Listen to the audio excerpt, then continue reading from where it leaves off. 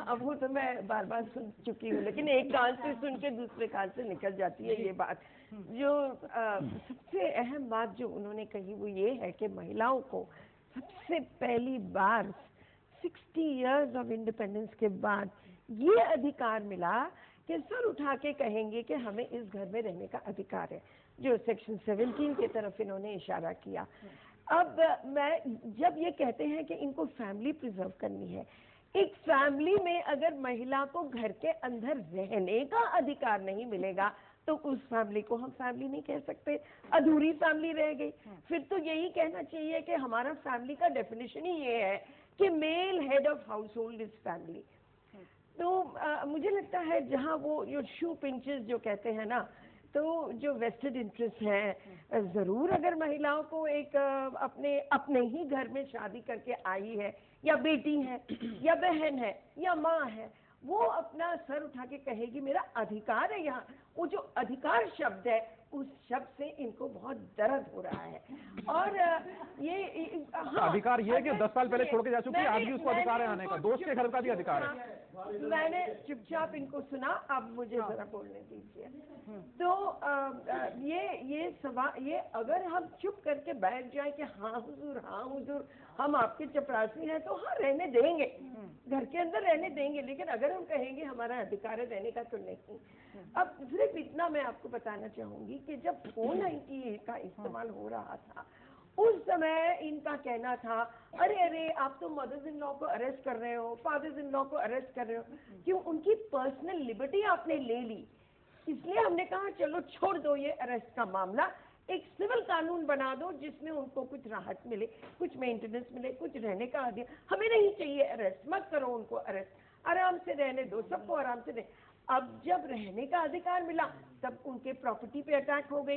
तो कहने का मतलब ये है कि ना इनके प्रॉपर्टी पे आप हाथ उठा सकोगे और ना इनके पर्सन पे हम कुछ कर सकेंगे। मतलब इस देश में लॉलेसनेस होनी चाहिए। जैसे मैंने बार बार कहा है, मैं दोबारा दोहराना कहूँ, इस देश में आप एक टेनेंट को भी मकान से लैंडलॉर्ड निकाल नहीं सकता।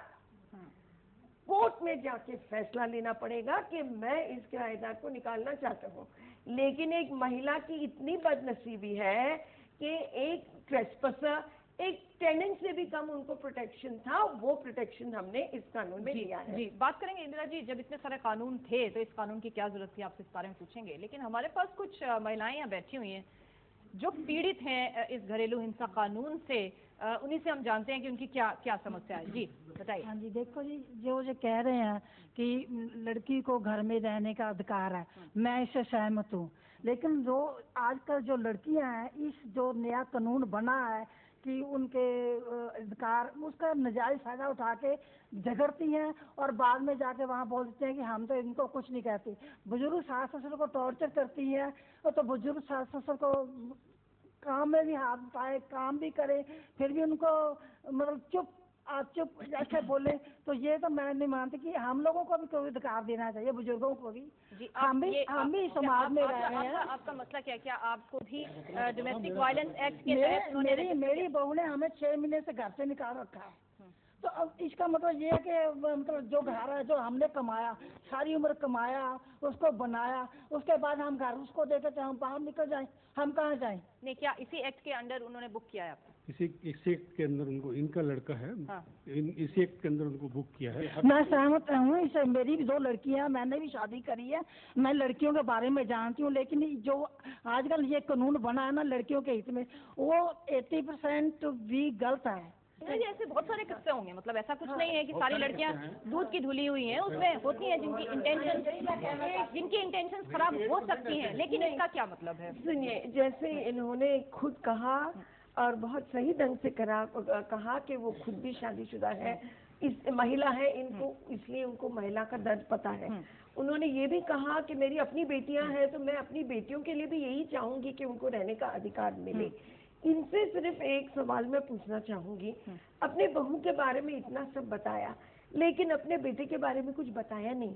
क्या ये हो सकता है कि उनके सिर्फ बहू नहीं सता रही है लेकिन उनका अपना बेटा भी उस बहू के साथ शामिल है और दोनों मिलके माँ बाप को सता रहे हैं, तो मैं तो कहूँगी जरूर ऐसे बेटे की नालायक है और इनको जस्टिस मिलनी चाहिए।